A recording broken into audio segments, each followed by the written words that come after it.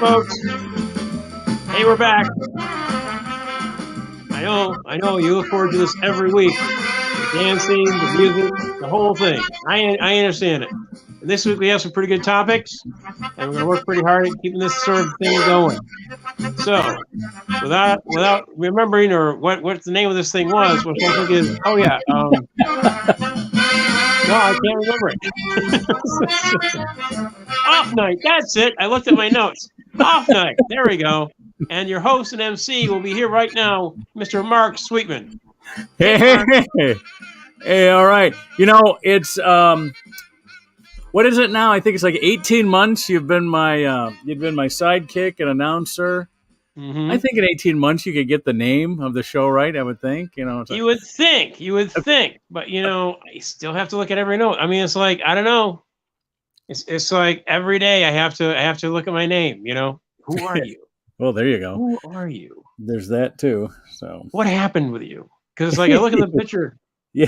The face and the name don't match what I thought that it was years ago. So that's a good one. Whatever happened to Andy Jensen? He became somebody. He's been replaced by a bearded crazy man. The Andy Jensen I know was a young spry. Looked like Kurt. What was I? Looked like I had that hair thing. I had hair, and I looked like Clark Gable with good ears. That's what I looked like. Clark Gable with good ears. Yeah, you did have. I remember that. Look. My ears kind of pinned back. So yeah. Marlon Brando. I'm Marlon Brando. There we go. Young Marlon Brando. Yeah, very good. Yeah. And now you're Marlon not young. Brando playing football. Now you're not young anybody.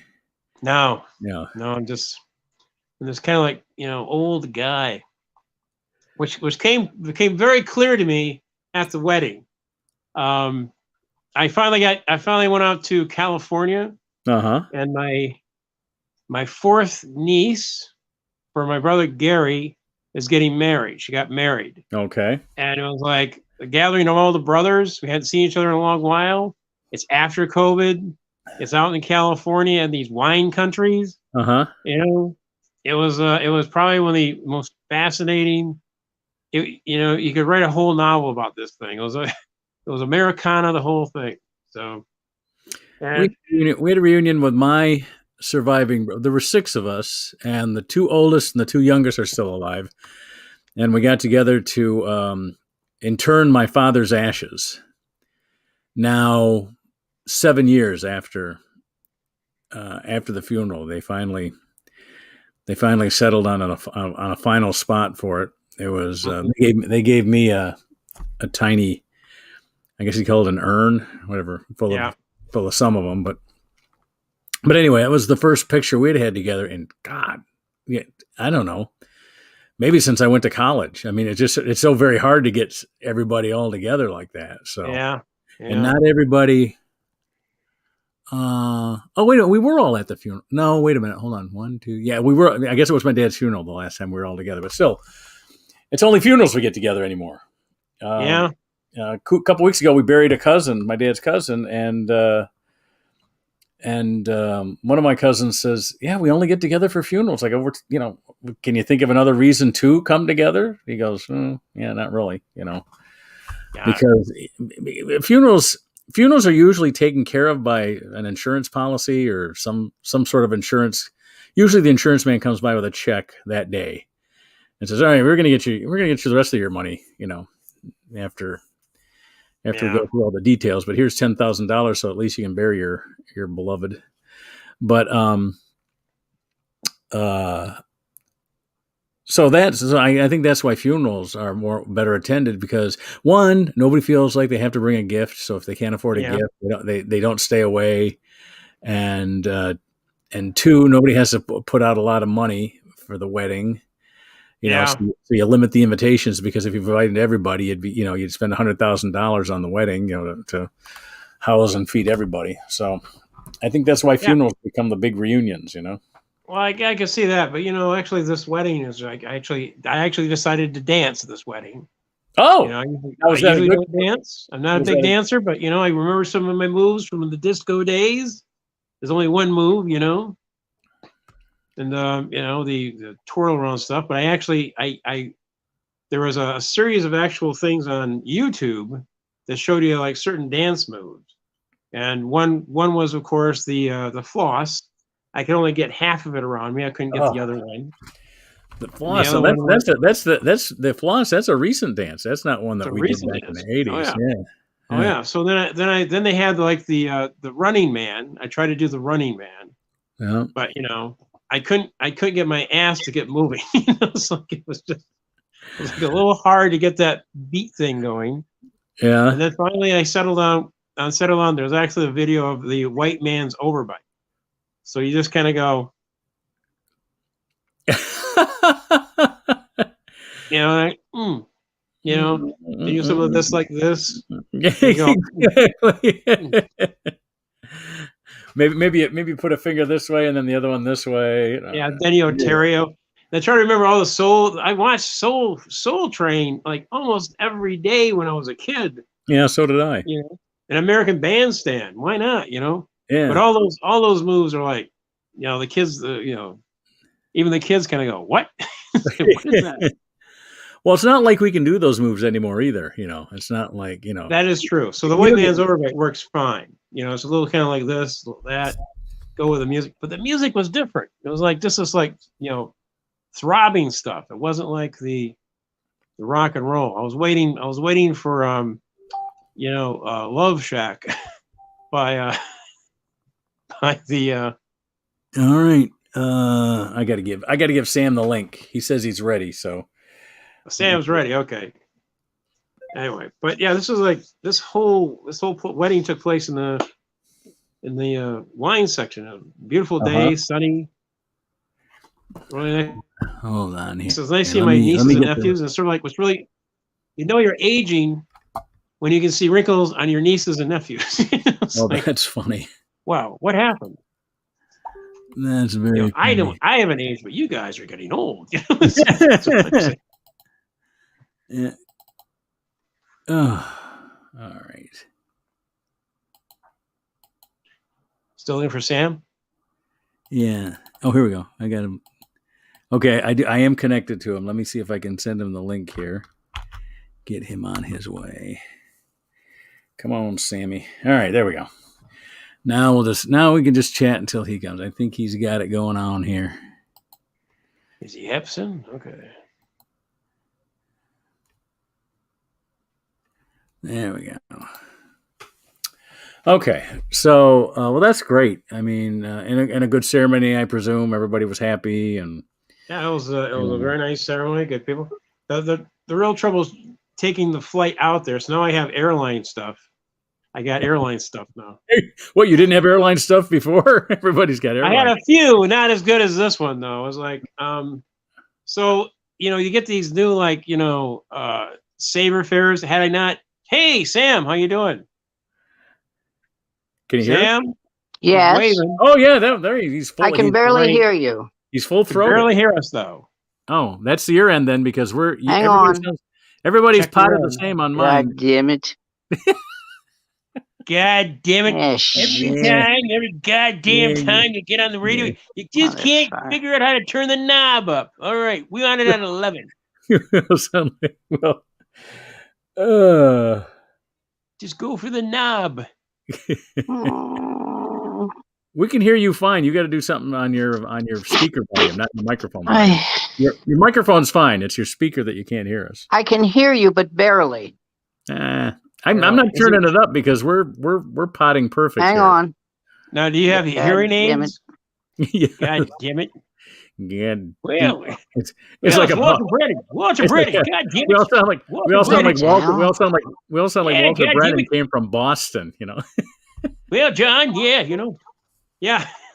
Now, this niece was interesting because my brother was in Brighton for a long time. This niece was raised in Boston. Uh-huh. So when she came back and visited, it was kind of hard to have a conversation with her. So it was like, so hey kids, do you want to go to the party store? Yeah. Is that a Packy store? It's like, Packy? Are you going to the Packy? No. What do you want? You guys want a sandwich? Yeah, I'll take a sandwich. I'll take a sandwich. Take a sandwich. You got a grinder? I'll have a grinder. Grinder. I'm gonna kill myself. Grinder. This is. Hey, oh wait a minute. This is gonna be a. Oh, he's out. I think he's gonna try to come back in with a different, maybe with a different browser. I don't know. I mean, I can't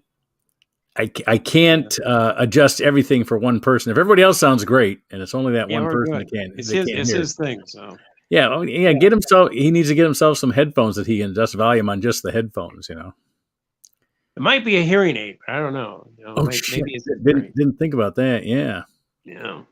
So that's what we need. That's what we need. That's what we need to do. We need to send Sam to the doctor for one more thing. One more thing for you, Sam. Check your hearing. One more aging item. It's not easy, Yeah. Yeah. So kids, you want to go see a movie? Great.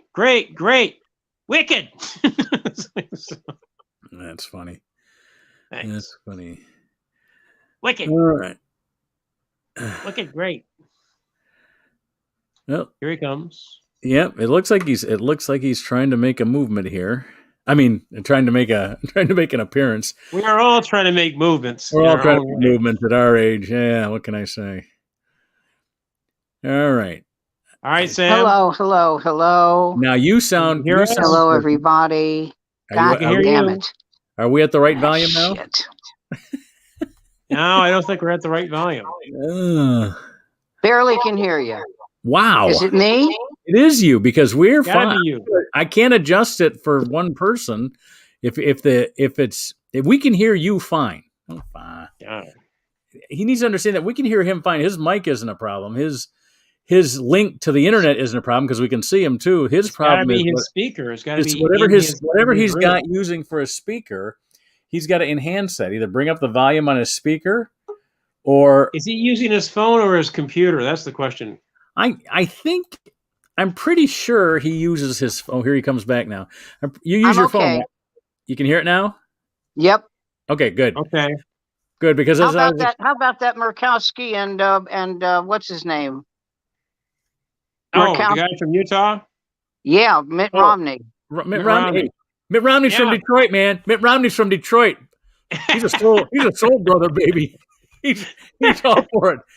Mitt Romney's from Detroit. Let's not forget, Mitt Romney grew up here. So let me say something, okay? White bread is more of a soul brother than Mitt Romney. Okay, I'm just putting it out there for the kids. White bread with mayonnaise. There you go. Makes a delicious dish. That's right. No, you know what? I've never had any problem with Mitt Romney. I would not have been upset if he had won that election. No, me either. I mean, it would have been, would have not what I wanted, but it wouldn't have been. No, he's not. He's not a vicious. First of all, he's not stupid. So he's not Ted Cruz. Okay. Oh my God! How do we get people like that? I can tell you in one word. Yes. Texas. Yeah. How about this? I got another word for you. I think it's even more than Texas. I think it's gerrymandering. I think gerrymandering allows that type of. I would agree with you on every state except Texas. Okay. All right. Okay. You're right. I'll go with. All right. Look at their governor. Look at their governor. Yeah. No. What is it about guys in wheelchairs? What is it about these Nazis in wheelchairs? It's like we got Dr. Strangelove all over the fucking country. We got Madison Cawthorn and the governor of Texas. What do you get an accident, you take a bullet, you can't walk, and suddenly you got to kill people? I mean, what is this? Queer. Is that what it is? Yeah, there is a big segment of psychological research that people think you're overcompensating. So the people that are really anti-gay are actually closeted gays, because they're just objecting to it way too much. No doubt in my mind. You're absolutely right. No, I think you're right. It's like when you see someone who's viciously homophobic. Yes. Yeah, they're bone bunnies. Absolutely. Yeah. Jim Jordan got off watching the wrestlers getting raped. He got off on that. Oh yeah. Well, you know the quote from him, right? A guy comes up to Jordan and says, a student, and says, such and such a guy a coach molested me. And he said, and I'm not kidding, well, that's Bob. Oh, jeez. Well, I I'm just glad you want to know brought up. why can't he wear a coat? That's a good question. But he's got his Dr. Strangelove poster off. I love it. Yeah, I didn't realize you knew what Dr. Strangelove. So there you go.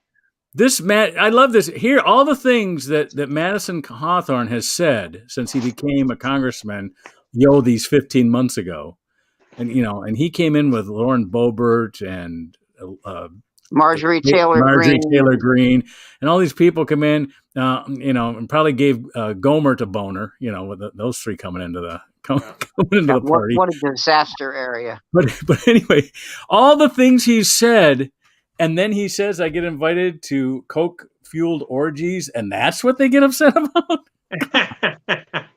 That's Marjorie Taylor Greene poster. Oh, the thing. Very good. I like it. There you go. That's her constituency. Here we go. Yeah. You want to hear something amazing?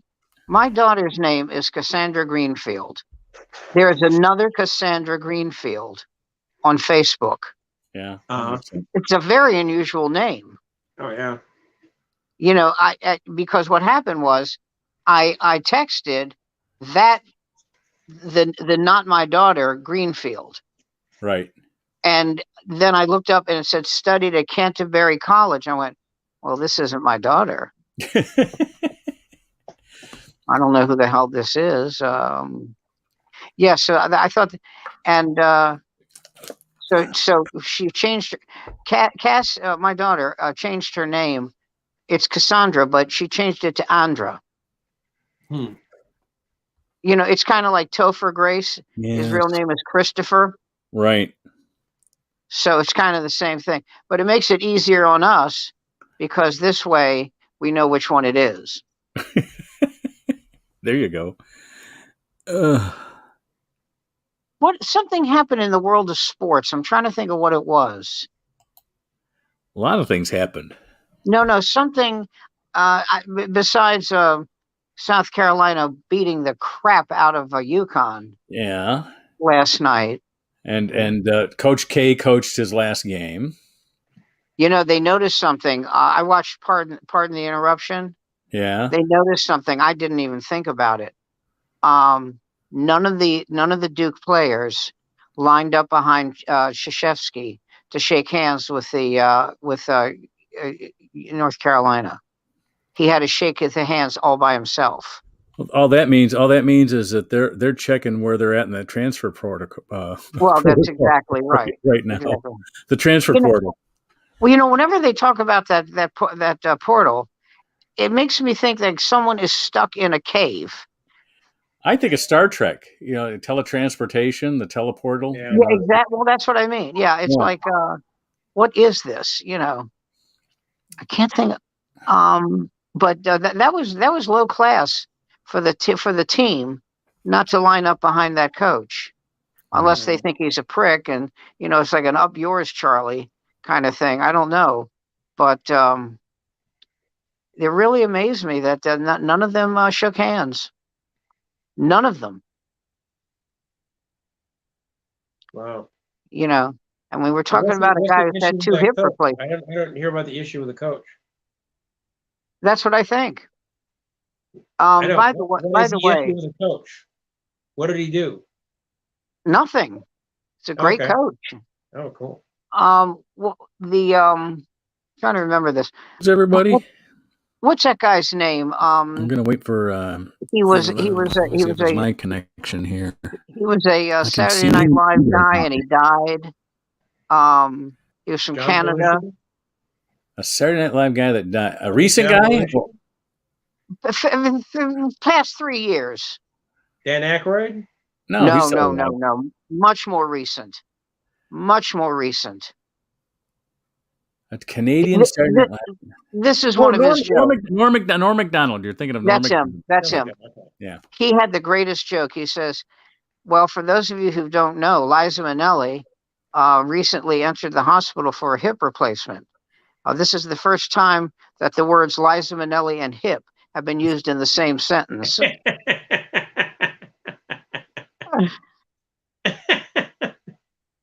Oh God! I'm going to tell you something. People can make fun of her all they want. I have so much respect. I have so much respect for Liza Minnelli. I do. I swear to God. Yeah. She has survived so many tribulations and horror shows. Oh my God! Yes. And comes through it with class and dignity. I really I mean it. I admire her a lot. Yeah, well, she was one of the funniest things on that TV show. The one that who was it? That Arrested Development. Arrested Development. There we go. She was great. Yeah, she was fantastic. I thought they did her a great favor with the casting of who the actress they cast as her in that Liza Minnelli biopic a couple years ago. Yes, so do I. They could have gone clownish, late. And Liza. they didn't. And they didn't. No, they didn't. I thought that was rather classy. I will say this: no one, living, dead, or unborn, has worse taste in men than Liza Minnelli. Now that I'll give you. And her gaydar is so broken. Oh no, that's not gaydar. No. She likes gay men. Oh, okay. No, that's not. I think he might be. Oh no. That guy that she married about 10 years ago. Yeah. Yeah, he's that old joke. If he's not gay, he's on the waiting list. He's on the list. Yeah. Next gay that dies, he's right in there. Yeah. This is a guy who, when he said "you may kiss the bride," I could see her. I could hear her going, "Okay." I mean, she's got more tongue than a kosher deli. Hello. Stop it, everybody. And the Borscht Belt jokes start flying. We're only into 8:22, and the Borscht Belt jokes start flying already. All right. Yeah, that's right, folks. Let me tell you something. I came from a country where Jew was a verb. I'm telling you. I'll be here all week. Hey, here's Susan's poem, and she's not here. She wrote a poem for my ribs. Wasn't that something? By the way, somebody I know said, "Are you sure she wrote it?" I said, "I want you to span the globe and find another person who wrote a joke about my ribs." Okay. Who wrote a poem about my ribs? Yeah, just go find that person. Yeah, and you can stretch the truth as much as you need to find that person. You're not going to find another person that wrote. You won't. As soon as this is no kidding. As soon as I saw the rhyme scheme, I went, "Oh, Susan, that was so sweet." I knew immediately. Well, we lost our dog this week. I don't know if you saw that. Yes, I did. Yeah, I did. So not surprisingly, when she handed me the poem about 2 hours ago, it's all dog stories in the news. She's got nothing but dogs on her mind now. So. I don't blame her. Okay, so I'm dying to have a dog, but we have a cat. Ugh. So we have a cat too that walks around the last 3 days going, "Where's the dog? I mean, who's going to test my food?" Exactly. By the way, do you know who Saddam Hussein's food tester was? His chef's son. Oh no shit! What a great idea! I mean, if I need a food tester, that's the way to do it. Unless you don't like the kid. Or but I mean that is the best way to have a food tester, because now the cook has 2 reasons not to poison Saddam Hussein. That's right. That's exactly. Not only is he going to die, but his kid will die. Do you remember the movie with Farrah Fawcett? She played an abused wife. Burning Bed. Bed. Yes. Burning Bed. I did a joke on that, and I didn't think it would work, and it killed. And the joke was, she killed the guy, right? Because he was an abusive husband, right? Paul Lamette, by the way. That's Paul Lamette, yeah. Paul Lamette. And so the joke was, Tommy, I see here that you're not doing very well in geography. No, Mom, I'm not, but I didn't fucking torch the bed. Calm down. Now, speaking of my wife and writing jokes, I remember we were watching that. It was like an NBC movie of the week or something, made for TV movie or something like that. Paul LeMat, Yeah. Farrah Fawcett, and the story takes place near us here in Toledo, Ohio. And my wife's watching this outdoor scene where they're outdoors, like they're having a campfire together as a young couple when they were still in love. And she goes, "Oh, look, the Toledo Mountains." God. Oh my God. Oh my God. That's great. Well, you know who was great in that was Grace Zabriskie, who played his mother. Now, tell me who that is again. Oh, yeah. She played Paul LeMat's mother.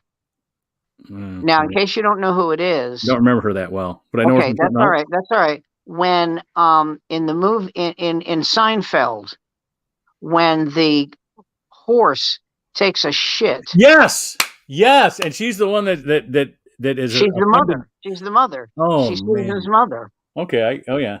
Everybody did Seinfeld, I guess, huh? Evidently. But except the three of us right here. We were the only three who didn't do. Here's how you know everybody did it. Okay. Yeah. What's now? I can't remember the guy's name. Oh man, he was a Borscht Belt kind of comic. I'm not going to remember. But Sandy Barron. I don't know. No. But close. But younger than Sandy Barron. Oh. I cannot remember his name. Frankie Pace. I don't know. Nope. But you're in the ballpark. In the ballpark. Joey Cola. I don't know. No. Do you think of Joey Cola? When you think of Joey Cola, do you think of a Borscht Belt comic? No, I think of one thing. Was Alan King on that show? I think the two best written and performed pieces in stand-up comedy were George Carlin's Muhammad Ali, Vietnam War, and Joey Cola's Bob Ross, the Portrait Artist. God. Do you remember that thing Joey Cola did about Bob Ross? Do. Oh my God.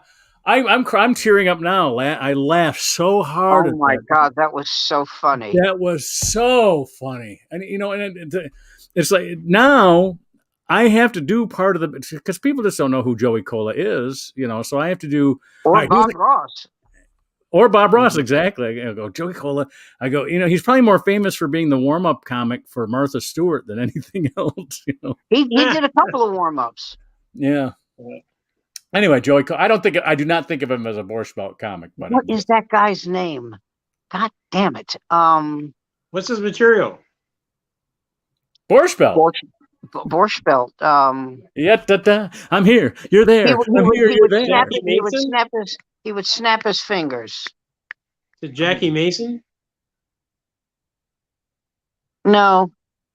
Was it a character, or was that him? What do you mean? Well, like Jackie Diamond. Jackie Diamond was a character by a comic out of Boston. Oh God! Was it Cooper? Remember Jackie Diamond? Was it the Friars? Was it the Friars Club? Uncle Dirty was a character of a comic. You know what I mean? Those were characters. So in other words, I'm going to tell you something. That guy who played Jackie Diamond. Yeah. Why did the Italians lose the war? Because they ordered ziti instead of shells. I'm a gunslinger. God, I'm a gunslinger. I got a million of these. You know what he was great at? Playing piano. Is he still around? You're asking the wrong guy. All right. Well, I'm going to find out. I'm going to find out if he's still around. I want you to find out the name of the guy I can't remember. Well, was this the guy during the Friars Club show when they did the piece on the Friars Club? No, I don't know. I just. Oh, God damn it! Do you know what show it was? What was the show? He did Seinfeld. He's of our generation, but he's of a Borscht Belt type of style, is what you're saying. I remember. Yeah, that's right. Everything you just said is correct. What is the show? Which episode? Oh man, I don't know. It's Jesus. I'm lucky I can. I have 5 broken ribs. I'm lucky I can shit. Meanwhile, my wife is up in our bedroom. My wife is up in our bedroom watching this on YouTube going, we have to talk about this instead of reading my poem? Yeah. I just watched 10 episodes of Seinfeld in a row in Palm Springs. Could you just give me a little bit of a hint? Come on. Slender, full head of hair. David Brenner. No, not that famous. Wayne Cotter. He had a full head of hair. Not that. No. Cotter's not. I don't think of him as a Borscht Bell comic. Yeah, I don't either. I was thinking tall, slender, and full head of hair, and I got Wayne Cotter. So that's I didn't factor in the Borscht Belt yet. Damn it, Barbara. Oh, here we go. Calling the wife.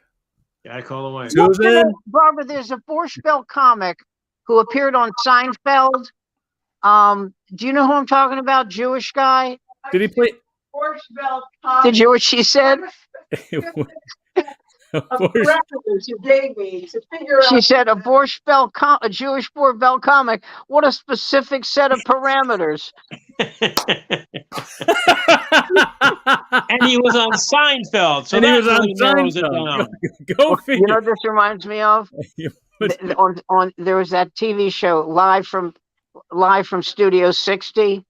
Yeah, and there was a comic who stole a joke, and they said, "What does he look like?" Well, he's Jewish, and his name is Lenny Gold, and the guy goes, "Gee, that'll be easy to pin down." Lenny Gold, a Jewish comic named Lenny Gold. Yeah, we'll get him in a minute. I think there's actually more than one Jewish comic named Lenny Gold. I think you're right. Oh man, God damn it! I'm never going to remember it. Did he play a comic on Seinfeld? I'm sorry. Did he play a comic on Seinfeld, or did he play another character? Played another character, which makes this more difficult. Larry Miller? Larry Miller did not have a full head of hair. Nice try. No, and he wasn't a Borscht Belt comic. That's true. Okay. You're done. You sound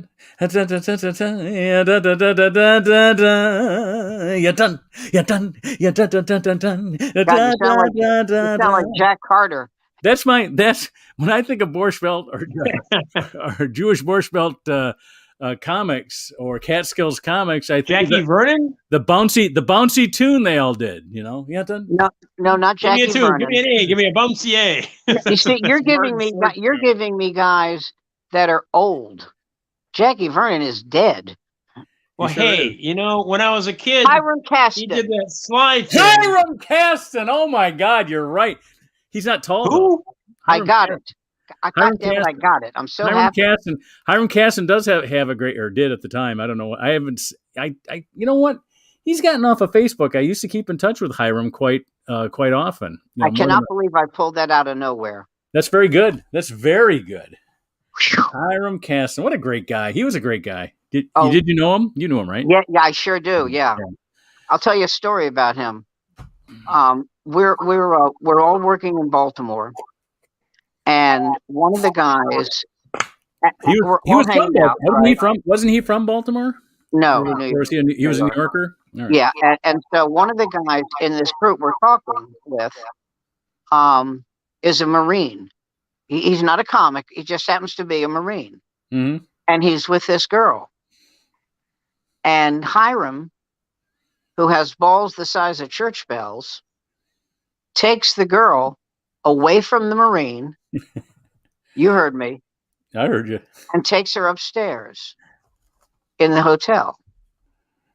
And one of the other comics says to me, "Where did Hiram go?" I said, "I don't know, but I think we're all going to die." I said, "Does Hiram know that guy's a Marine?" And he says, "I think so. Why?" I said, "Why would you commandeer a girl from a Marine? What act of insanity would lead?" And the Marine was like, he was so impressed with the fact that a comedian was hanging out with him and sequestered this, that's not the right word, and stole this girl from him, he was okay with it. And so the other comic says to me, I'll tell you, the other comic was Dan Rosen. Oh, now he's from Baltimore. Yes, he is. Dan. And he says, do you think the Marine is pissed off? I said, I think the Marine's an idiot. I mean, Hiram is upstairs stooping this guy's girlfriend. And he says, how do you know that? And I said, and this is exactly how this happened. I said, I just have a feeling at that minute, at that second, Hiram comes downstairs with his pants around his ankles and says, is it me? I'm chilly. And so I walked over to Hiram and said, are you insane? That's a Marine. And Hiram said, if he hasn't killed me by now, he's not going to kill me. Wow. And I went, oh, okay, so you're insane. Okay, it's not him, it's you. But yeah, he was a very sweet guy. You know who else was very nice? Wayne Fetterman. Wayne Fetterman. Yeah. Nice guy. Yeah.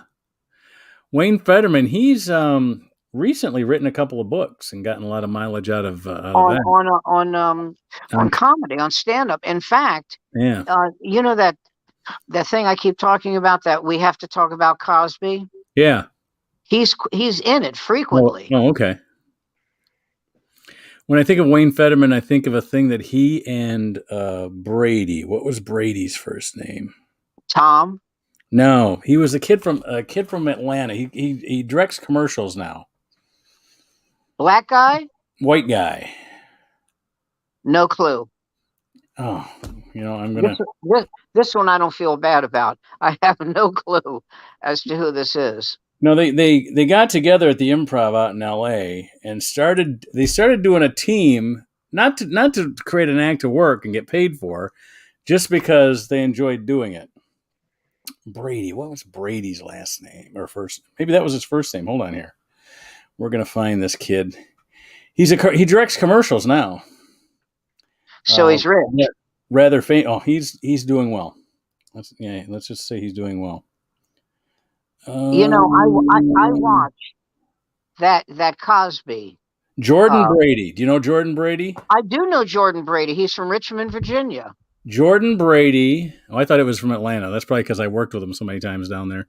I just know he's from the South. I thought he was from Richmond. Yeah, Jordan. Nice guy. Tricity. Think about it. Nice man. He is a nice man. But anyway, he and Wayne used to do this thing where I can't remember which one played the guitar, but they did sort of like a Jack Black and Pick of Destiny, the Pick of Destiny bit they do. It was a little bit like that, but the one song I remember, and it was like sort of like that Garfield and Oates Pick of Destiny, Malone and Nucci song music. And of course, they didn't do enough of it to do a whole headline set, so they only did it at the Improv. But one of the songs, the song I remember the most was "She Was a Screamer." And you can only imagine from the title how that was all set up. It sounds fabulous. The whole verse was setting up her in bed and getting her in bed, and then if I had only known she was a screamer. Do you remember? I was talking with a comic, and I said to him, it doesn't matter if you don't know who he is. I said to him, do you think that most comics who steal material get hurt by it professionally? And he said, I never thought about that. And I said, well, think about it. You steal material. usually it's a funny joke, so it's probably someone who's funnier than you because you're stealing. Do you think that that person is negatively impacted by stealing? And we started thinking about it, and I said, well, it didn't hurt Robin Williams Or Milton Berle. or Milton Berle or Dennis Leary. Nope. So I said, but are you saying you're making a comeback, Sam? I'm on fire. You've got YouTube now. You'll go on forever. Take my wife, please. I've got some. I've been. Let me just finish this real quick. Go ahead. So he said, can you think of comics who stole material? Everybody knew they stole. They admitted they stole. I said, how many things are you including in this? And he said, this is it. He said, and you haven't heard from them since.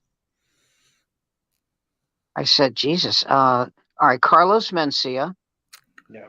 He's nobody. He's nobody. No, and he bragged about stealing. Yeah, he's nobody now, right? And Anthony Clark. He's nobody now. Now, Anthony had a bigger, and by the way, this is like being, the skinniest guy in a room full of anorexics.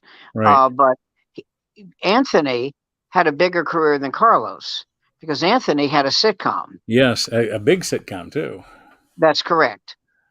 But Anthony stole material when he was in Boston.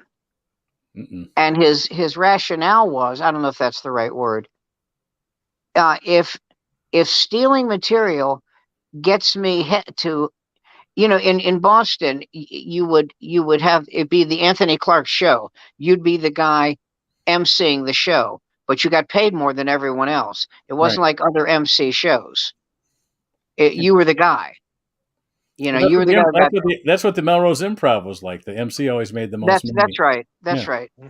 And so, he said, if stealing gets me my own show at Stitches in Boston, right, then I'll continue to steal. And so somebody said, somebody ought to kick his ass. And I said, for what? Why? Why?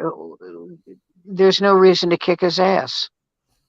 He's not going to stop. He's not going to stop, stealing.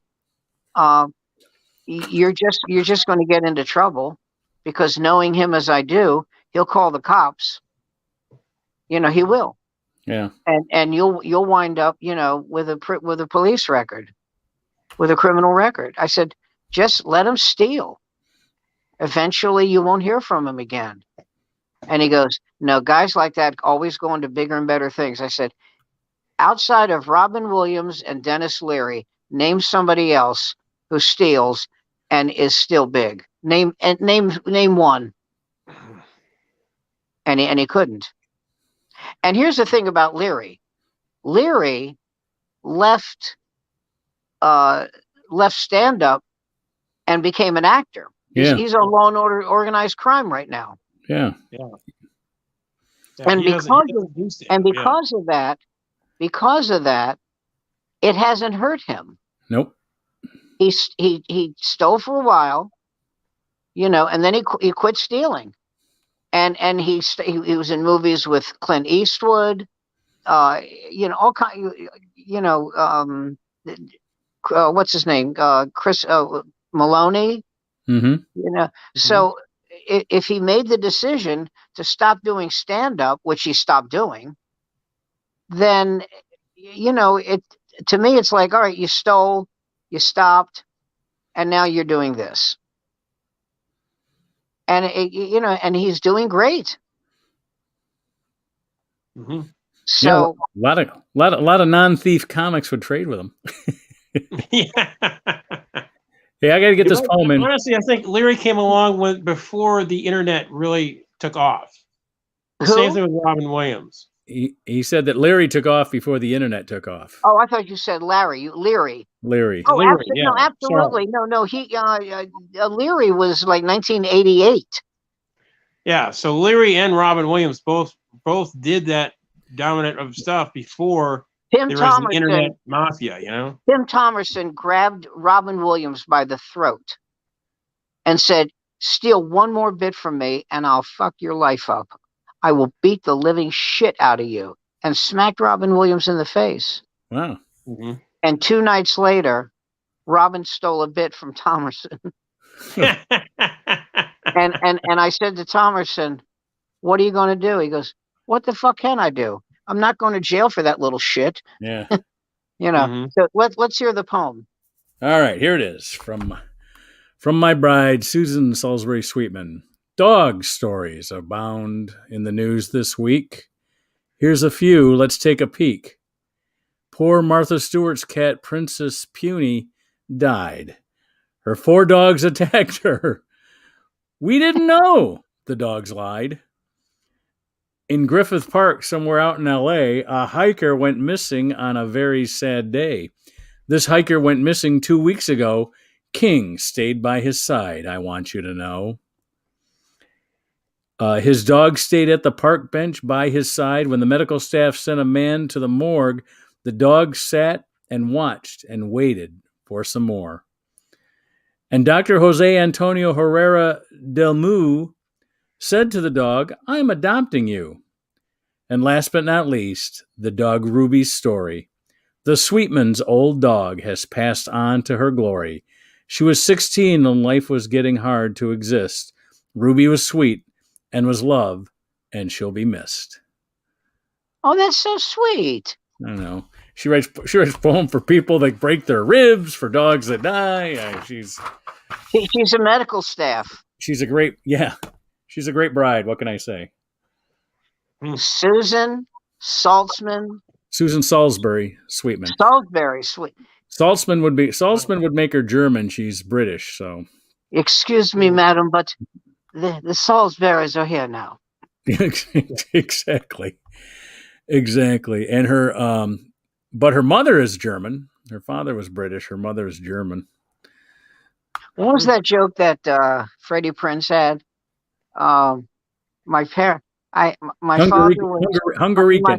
Hungarian. My mother was Puerto Rican. I'm a Hungarian. Yeah. Yeah, they met on the subway trying to pick each other's pockets. That's a great joke. You know, I saw him that night on Carson, just by chance. The night he killed? Yes, and he killed. He did kill. I'll tell you who killed like no one I ever saw kill. And this is just my opinion on why he killed. Kevin Meaney. Oh, Kevin Meaney. Yes. Kevin Meaney does his show, does his routine. Mm-hmm. And Carson, panels him, right? Right. Gives him the couch. Right. And then has another act come on, not a comedian, right? Right. And then brings Kevin back out. I've never seen that before. No. He goes, Kevin Meaney, guy who was just down here, let's have him back on. And I went, son of a bitch. Yeah, we were going to have another section. We were going to have another session with that boring actress that we had out here, but she had to go somewhere. Wink, wink. Yeah. Down on Johnny. By the way, do you remember, what was his? See, I'm not going to remember these guys' names. He was from Texas. Fred something. Fred Travelina? No. Fred, there's another Fred from Texas. Hold on. Oh, shit.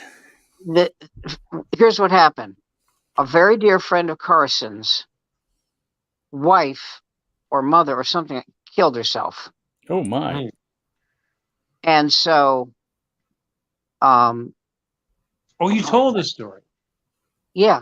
Oh, did I tell you this? Yeah, I think so. But the guy comes on and does a suicide bit. Yes. He was told not to do it, and he does it anyway. Yeah. Yeah, you told me. What was his name? That was hard. And he was like, nice set, Fred. Yeah. Durst. No. Durst. I hate to be. I hate to steal Durst was the David Letterman story. That was a Yes, David Letterman story. I hate to steal Susan's skill set, but Durst was worst. No, what happened with Durst was, if you remember this, stop me and I'll stop. Durst, there was a woman on the show on Letterman, and the audience, she was old. Oh yeah. And the audience loved her. She was feisty, and they just adored her. And so, if you know, they told Durst, whatever material you want to do, you know, because they assumed that he wouldn't be stupid enough to do something making fun of an old person when this woman charmed everybody's pants off. And so Durst comes on and he goes, I was just in New Hampshire, old people and their parents. The next sound you hear is the stench from his act. And it was awful. He got them back a little. And when I say a little, I mean a little at the very end, but it wasn't enough. So Barry Sand was the producer, was the showrunner at the time. And Durst said to him, I'd love to be back on the show. And Barry Sand said, would you? Why don't you wait till I'm no longer associated with the National Broadcasting Company? Oh, very funny. Well, funny to everybody but Durst. And so Durst was appearing that week, because he's from San Francisco and he's in New York. He was appearing that week at Caroline's. And they bless you. They had this banner of him, and it said banned by Letterman. Wow. Oh wow.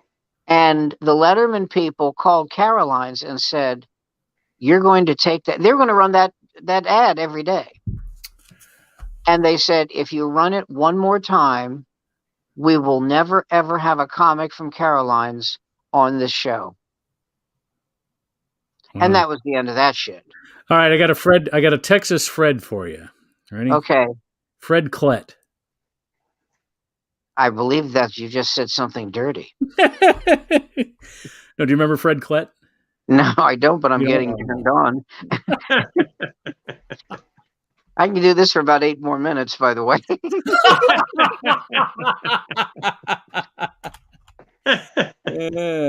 You know, if you flick Fred, he gets off.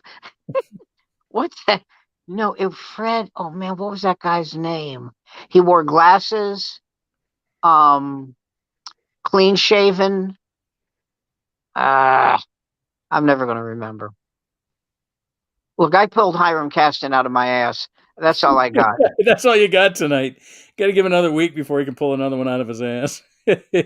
Well, you know, when I used to live with this girl and we were in bed and we were trying to remember the names of the cast of Good Times. And so we're sitting there in bed, or laying there in bed. And she says, okay, let me see. Esther Roll, right? I go, yeah. And I said, and John Amos, right? And Ralph Carter, he played the kid, right? And Jimmy Walker, right? JJ. And Walona, right? And the daughter was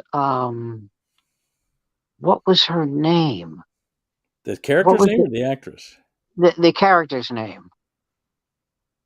What was her name? And we're going crazy trying to remember. And we can't. So I said, listen, we're not going to remember. We're just not. And my girlfriend said, yeah, we're not. This is futile. So we said, all right. So we went to bed, and out of nowhere, she screams. And now I can't remember the fucking name. And she screams the name. Scared the shit out of me. What was her name? What was the daughter's name? The daughter's name was Penny. You're so wrong. The daughter's name on Good Times? Yeah. Keeping your head above water, making a wave if you can, temporary layoff, good times, easy credit ripoff, Good times. Then watching they and surviving, good times. Then they tell you they got them. Good Good times. times. What would I'm gonna have to? I have to look this up. That's how bad this is. Although it'd be easier for you. I am. I'm already on it. I'm already All on right. it. I'm going to Good Times cast, baby.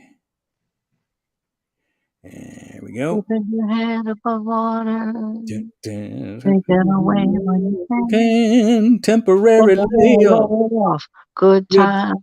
Easy credit ripoff. Good times. Thelma? Yeah. Thelma was the character's name. Oh, you want the actress's name? Well, Bernadette really. Stanis. Bernadette Stanis was the actress. So my girlfriend screams, Thelma, like that, and I shit myself. I was so scared. I said, if you do that again, I'm going to punch you in the face. And this is what my girlfriend said. How do you know I wouldn't like that? Oh, wow. And I said, because I accidentally hit you one day and you cried and smacked me in the face. That's how I know. She said, I don't remember that. I said, well, that's because I'm lying, but I'm just completely lying. That never happened. Oh, by the way, somebody on Facebook wrote, it's not as bad as Will Smith, but somebody should get a medal for smacking Trevor Noah in the face for being the unfunniest comic in the history of MCs. For last night's show? Yeah.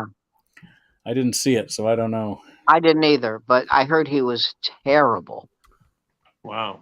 Just what the Academy was looking for, probably. You know something? You may be kidding, but you're right. We need a guy who's not going to crack a smile. Looking for bland. We need. I think you're right. Did he put people to sleep? Oh, thank God. That's what we hired him for. What was the one Chris Rock's brother, Tony? He goes, yeah, stop. Yes. Hey, listen, this is for you, Mr. Smith. Why don't you get your shit in order, okay? And stop. What did he say? Why don't you try being a man, okay? That means that every time that your bitch gives you the side eye, you don't go insane. Side eye. That's funny. That is funny. Yeah, you don't go insane. I got to tell you something. I don't blame. Maybe I'm wrong. I don't blame her a bit. She probably didn't realize what that look was going to get him to do that. Probably. I don't think. Did you see it? She didn't give him a look. She looked away. She rolled her eyes. But it wasn't. It wasn't like. It wasn't at him. No, it wasn't like, what the fuck was that? Are you going to do something about that? It wasn't within a mile of that. Yeah. No, she probably said something like, "Boy, it would make me really hot right now." If you smack that black. If you smacked his black into next week, oh my God, I'm wet. I'm wet now thinking about it. No, I think his reaction was just based on he may have misread her look if that was the case, but he was pretty much hammered. Was he? Was he drunk? Well, I would say he was a bit drunk. If you looked at his eyes, and you looked at his movements and how he yelled out, he sure should seem sober when he accepted the Oscar. I'll tell you that. Yeah. I'm surprised I'm surprised he was even there to accept it. I'm surprised the police didn't. Let me tell you who I think should spend the rest of his life minding his own fucking business. Denzel Washington. Yeah. I thought it would be best if I engaged Will in prayer. Go fuck yourself. Just shut up. Well, you know, the last time Will was nominated, he lost to Denzel Washington. No. Don't you remember that? Yeah, back in I think it was 2003. Will got nominated for Ali, and Denzel Washington Denzel won. for He Training won. Day. Yeah, he won for Training Day. So, But you know who they said was supposed to win that year and didn't was Russell Crowe. yeah, you're right. That was a great performance. Wasn't that when he was in? Wasn't he was the math savant or something like that? Was that the film, The A Beautiful Beautiful Mind? Mind. That was Yeah, Russell Crowe. yeah, Oh, that yeah. was it. But no, he played a crooked cop. Yeah. Oh, Mm. Russell Crowe played a crooked cop. No, Russell Crowe played a math genius. Yeah. What's his name? Denzel Washington played a crooked cop. Crooked cop, and Will Lee played a fighter, a famous one. I saw the Ali one, and I also saw the Training Day, and I did. I love Training Day. Training Day was great. Great show. Great. You know that I honestly that one is played more than you see the other two. You know. Oh, absolutely. I agree completely. Yep. I didn't realize that was the same year. You know who else was great in Ali? Someone who evidently in real life has lost his mind. John Voight. Oh wow. He was always good until he went crazy. I mean, even a little bit after he went crazy. Even after he went crazy, he was still a good actor. He was good, and he was good in that. What was the Tom Cruise? The Mission Impossible. Yeah, I thought he was great in that. No, he's a terrific actor. Yeah, but he. You look at his body of work, man. Midnight Cowboy, and what's the movie he did with Jane Fonda? I thought he was great in that, where he played the paraplegic. Coming Home. He was great in that. Did he win the Oscar for that? He won an Oscar. That's what he won an Oscar for. I thought so. He was good in that. Yeah, he had a lot of good films. I'll tell you who was great in that was Bruce Dern. Bruce Dern was awesome. Yes. Yeah. Did he win? He got nominated. No. He didn't even get nominated. He really did a good job. I'm your source for Oscar winners. There is no Coming Home without Bruce Dern. That was when he strips to the buff. And walks. I guess strips to the buff is redundant. When he strips and runs into the ocean. Yeah. Oh man, what a great scene! That was Hal Ashby, right? Did he direct? Yeah. Yeah, man, that was a great film. By the way, I could be wrong about this, but I think that Hal Ashby's lover was the guy who played Jimmy Olsen in the series or the movie. In Superman. Oh, okay. The Christopher Reeve Superman. No. The series? The George Reeves Superman. Oh, the old black and white TV series. Uh-huh. Huh. Interesting. He also did, I think, 55 Days in Peak. I can't remember now. 55 Days in Peking with Charlton Heston? No, it was a movie with Jack Lemmon and Wilford Brimley. Oh, that was China Syndrome? Yes. And also The Landlord with Beau Bridges. With Beau Bridges and Lou Gossett. Yeah. Are you talking about Hal Ashby films? I believe so. Well, the best one is the one with Peter Sellers as being there. Being there. Oh my! That was shot in DC. I was in that movie. Chauncey Gardner. Really? Well, I mean, I was an extra. Yeah, but I was in that movie. What scene? That movie was shot in DC. Yeah, what scene were you in? Do you remember when he gets hit by the car? Yeah. That scene. Oh, when he crunched in. Where were you in the inside walking by? Oh wow! Neat. And somebody says to me, if you take just 3 steps forward, you'll have a much bigger part. I go, yes, I'll be the guy that the director murdered. Yes. Yeah, that it'll be a very big part. Yes. The last words I'll ever hear are, "So I killed him."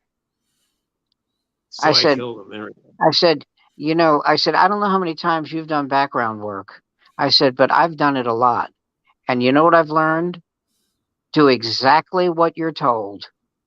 Exactly what you are told. Don't go left. Don't go right. Stay in your lane. Stay in your lane and do exactly as you're told. And that way you'll work again. Huh.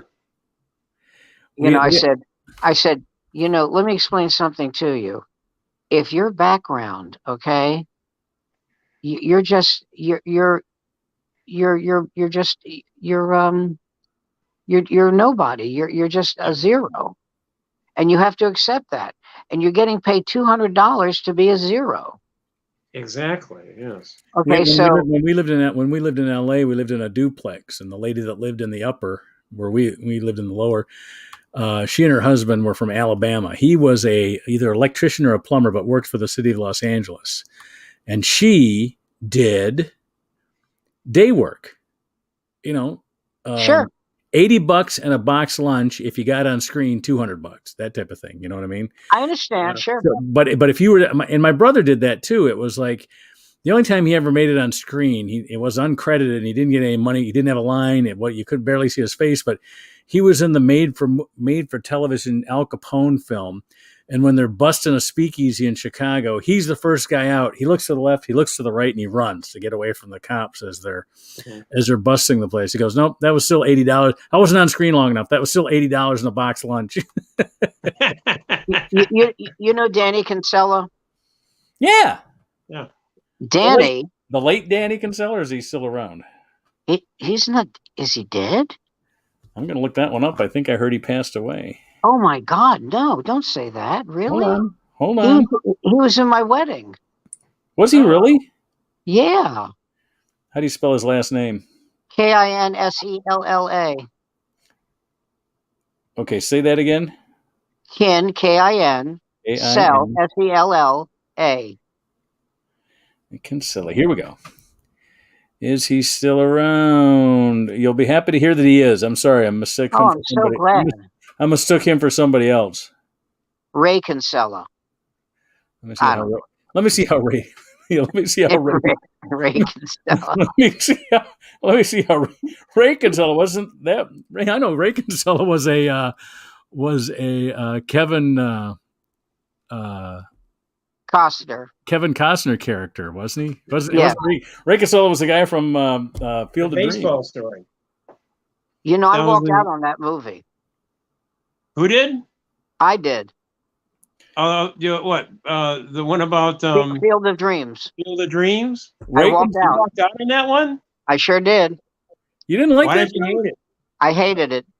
Oh, I love that. Why? I'll tell you why. Okay. I saw that movie with Jim Villanucci, who's now a radio talk show host. He was a comedian, but now he's a radio talk show host. And I leaned over to him and I said, I hate this movie. I hate it. I hate the fact that, hey, everybody, do you get it? We're old hippies. We fucking get it. I hate this movie.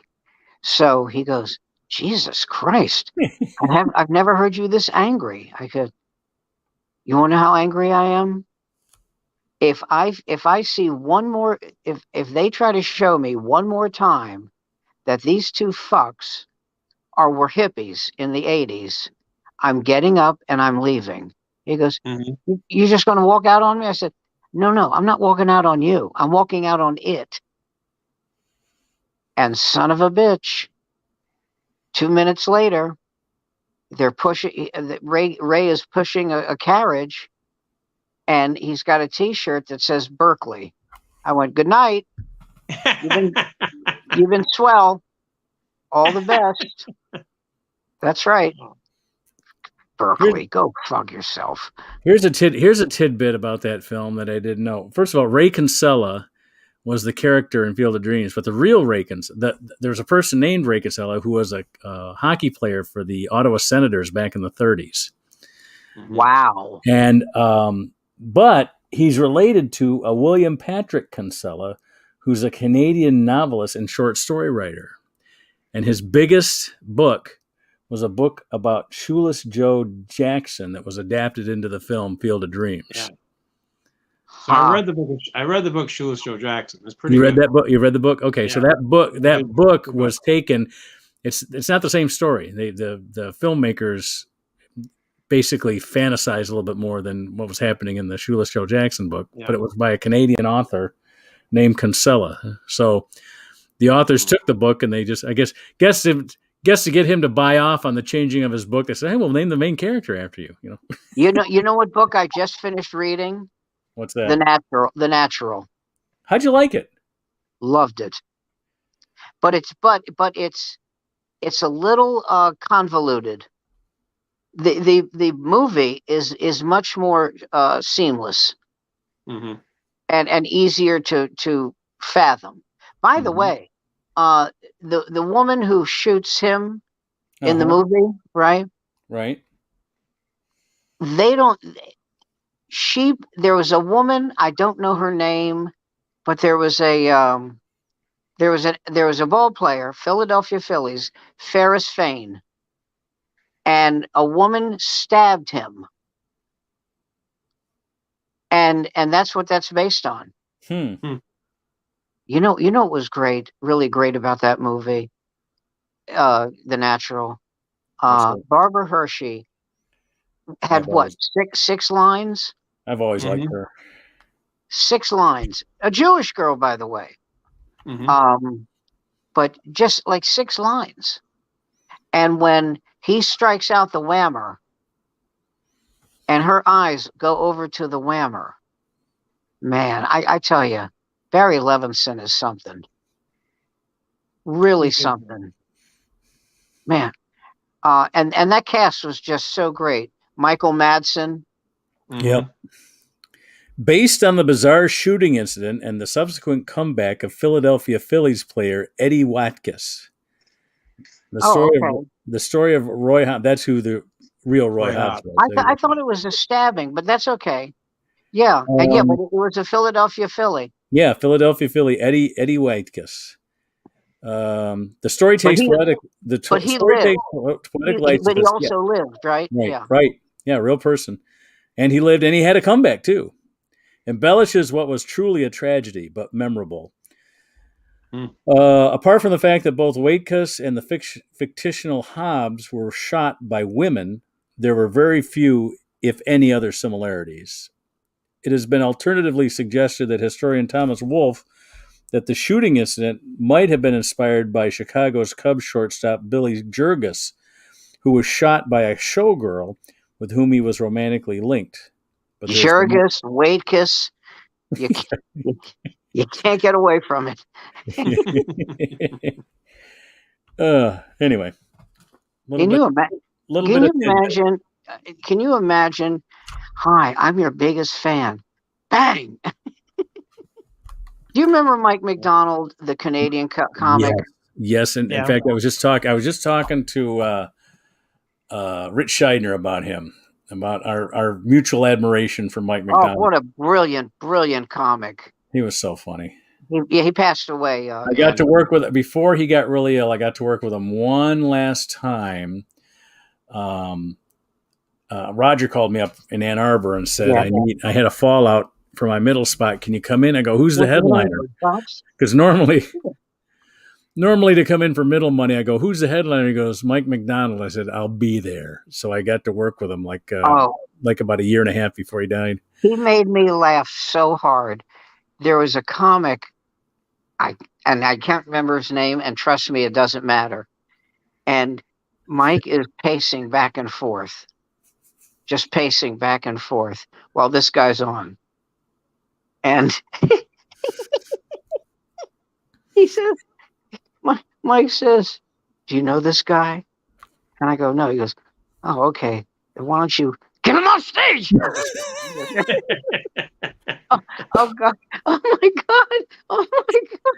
Oh, God. And that brilliant rock and roll bit. Rock and roll fantasy? Oh, my God. That was Oh funny. God, please. But when he goes, do you know this guy? Well, if you do, could you get him off the fucking stage? Oh my God. Oh God.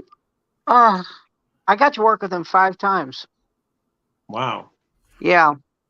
The I was 5 I was on funniest moments of my life. I was on stage one time and talk about people getting off stage, and I was going a little bit long, and Joe Napodi, who's not famous for suffering fools kindly, At all. So anyway, he goes. So this was like I can't remember if it was the Improv or the Comedy Store, somewhere where there were a lot of people that and I was going long. He goes. He just comes up and he comes close enough to the stage. Everybody could see it was him because he was on a TV show and everybody would recognize him. And he says, "Hey, Sweetman, we have careers too." And he walks to the back, and everybody watched him go back. And I said, "He said my name." That got a huge laugh, and that was it. Then I could close. I got my laugh that I was trying to get. That's why I was on stage. So I'm trying to get a big laugh to get out. I go, "He said my name." And everybody laughs. I go, "Good night, everybody." When this has nothing to do with this, and I don't know why you reminded me of it, but when Rich Scheidner was married to Carol Leifer, who is now gay. Oh, well, and I think she was gay then too. Yeah, I think so. Yeah. I never knew I liked pussy until anyway. Until I met Claire. Until I met Claire. Anyway. What happened? Well, I don't know. I met her and I realized I'm a dyke. Anyway.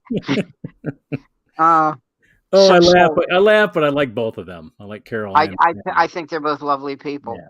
So Rich I think he was doing coke at the time, or else he just had one of two things.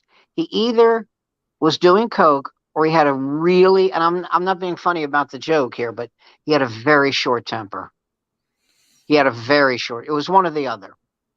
And Carol's on stage, and I'll tell you where this was. It was at the Punchline in Atlanta. All right. The barn.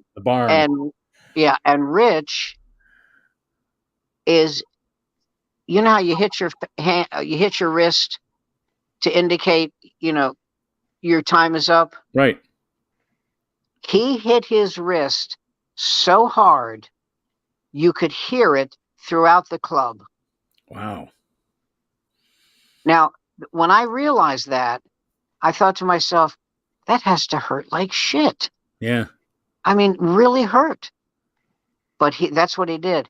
And then the MC comes on and Ron, whatever the hell his last name was. Ron D'Annunzio. D'Annunzio. Ron D'Annunzio. There you go.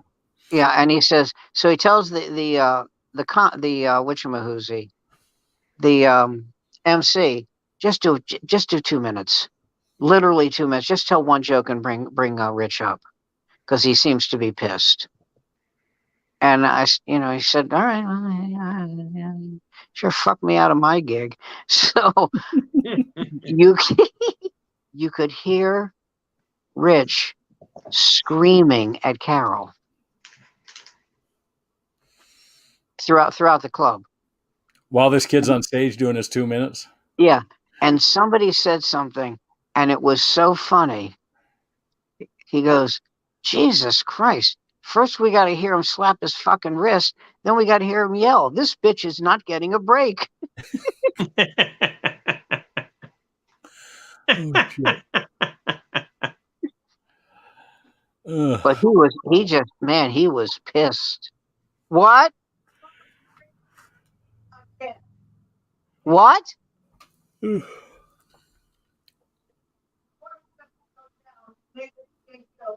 I'm sorry. I'm going to fix that, Barbara, if it's the last thing you do.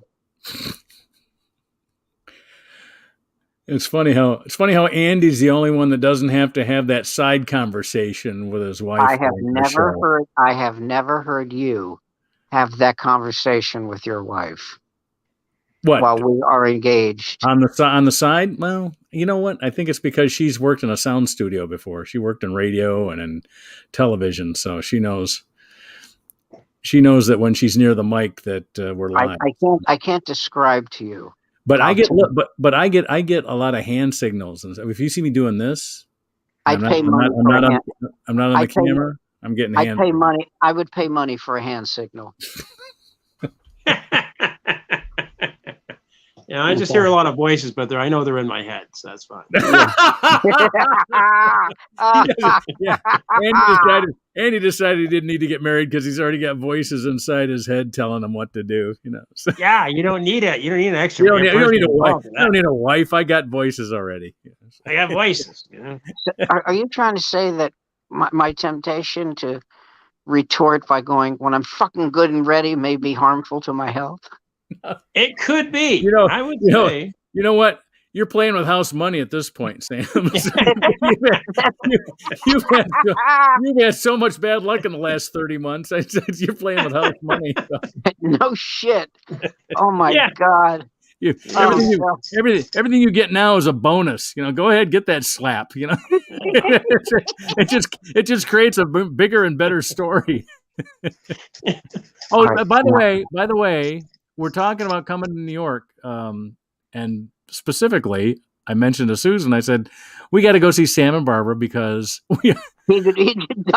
Sam keeps tripping over himself. I want to make sure I see him again one more time before he makes the big fall. One of these days, he's going to be on the balcony. How great would it be if you went? He has to shave every day. Something could happen then. Come on. How great would it be if you went? When I said he could die, I was just joking. Well, we're laughing about it, aren't we? Come on, give me some credit.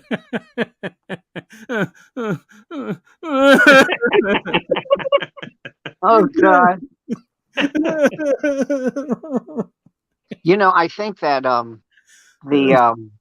think the people who are broadcasting the NCAA championship tonight had us in mind. Because it starts at 9:29. Oh my God. Okay, now here's another. You know what? We got 7 minutes here before we're at our 90, and I'm going to tell you that's one of the bones I have to pick with all the money and the networks getting involved and all these players and everything. Is when I was a kid and my team won their first World Series. They've won 2 in my lifetime. 1968 and 1984. Correct. And they also went in 2006 and 2012, but they lost those. But anyway, those years when they were still playing, they didn't play every game where everybody on the West Coast had to be home. You know what I mean? Even though we were playing San Diego in one of those series. That's right. You know what I mean? They didn't play the games at 9:00 because they had to get the California market at home to watch it. They played the game at a reasonable time. That's right. And I just, my kids have never seen the end of a World Series game. When they were excited about baseball, the game was on too late. They had to go to bed. They had school. Even now, if the game starts at 8, 3.5 hours, it's 11:30. That's acceptable. I'm talking about when it goes even later than that. Well, I'm talking about if you're my age, there's no chance I'm still awake. That's true. Well, I often wonder why can't they get people to watch the Olympics even though the results have already been determined. Right. Why couldn't they just play? One, it's October. Let's play in the day anyway because it's going to be a lot warmer in the day than it is at nighttime, and just show the games. Let me answer that for you. Because they don't get to charge as much for commercials in the daytime as the nighttime. Show the game at night.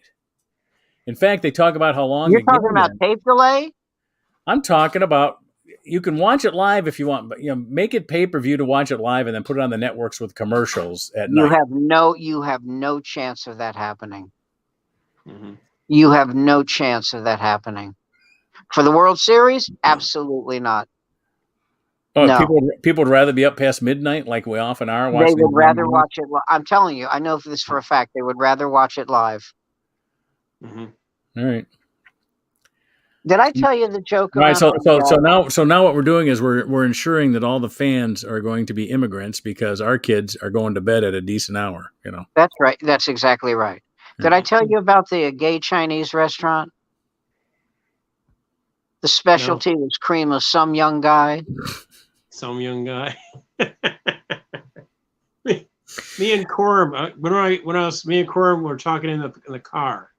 And Last night? I told you, when I said that thing is like the gay guy was on stage, and he was doing a joke, and I said, I've never seen a gay guy bomb. And Corum said, yeah, but I seen some suck. Oh, that's pretty good. That's pretty good. So that's Corum. Corum did a great job. That's his joke. That's very, very good. Corum's very funny. In fact, I say this all the time. Corum Sheik, he's a local comic we have here. He's a former cop. He's from Pakistan, came to the United States. He said he landed at Detroit Metro right during the riots. The city was on fire as he and his family are landing at Metro Airport in 1967. Terrific. And he grows up and becomes a cop in Ann Arbor and, got in young. So he got out young. So he's been a comic now, 15 years. Yeah. And so he's just now turning 50. I said, you would be a dream. He writes one-liners that are topical. He'll watch our show on Sunday nights, and then I always put him up last because he'll do like a review of the show, like it's a roast, and he'll just make fun of everyone's act, and everybody loves it because he's dead nuts perfect. It's always funny. It's always topical. And I said, we got to get you to New York or L.A. I go, you hit so many. You're a minority. You're a cop. You've got all this going for him. I go, you're an immigrant. You got everything going for you.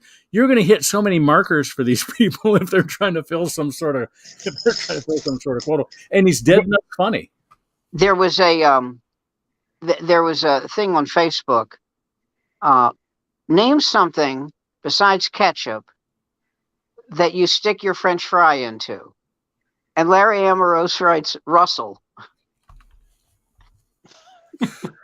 I love Larry Amorose. I love his Facebook posts. I always liked his comedy. Man. He says, what was the other one he did? Name something. I want to get this right.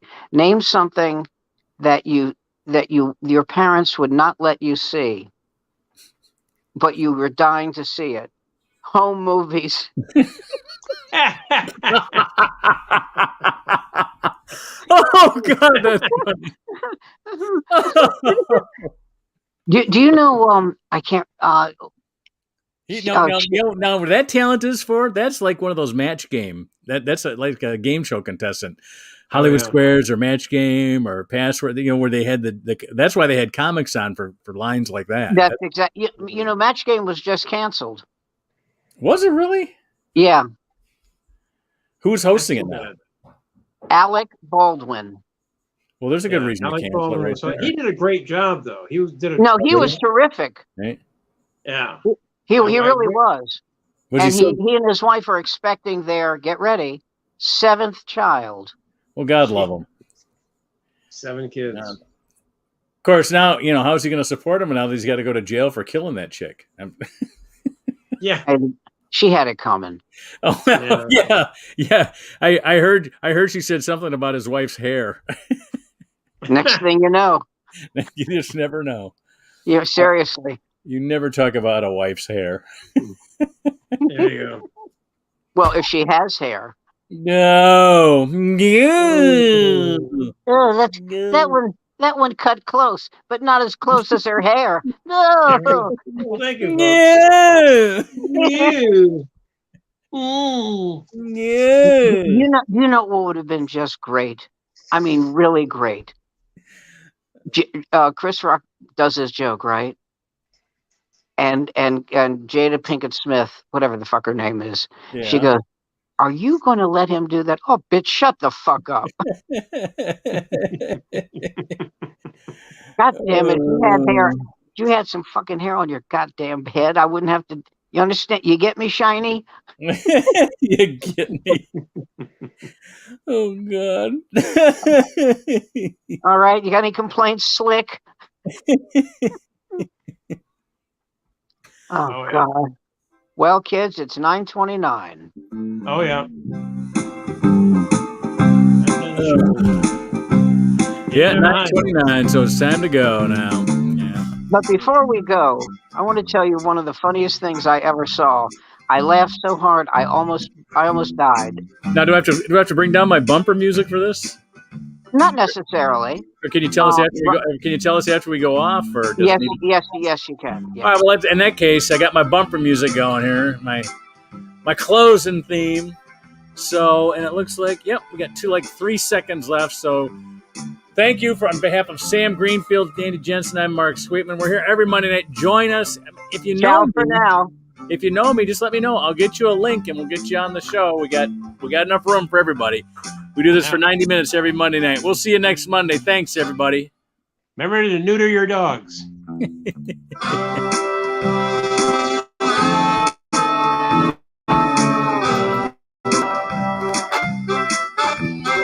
That's a Neil Diamond song.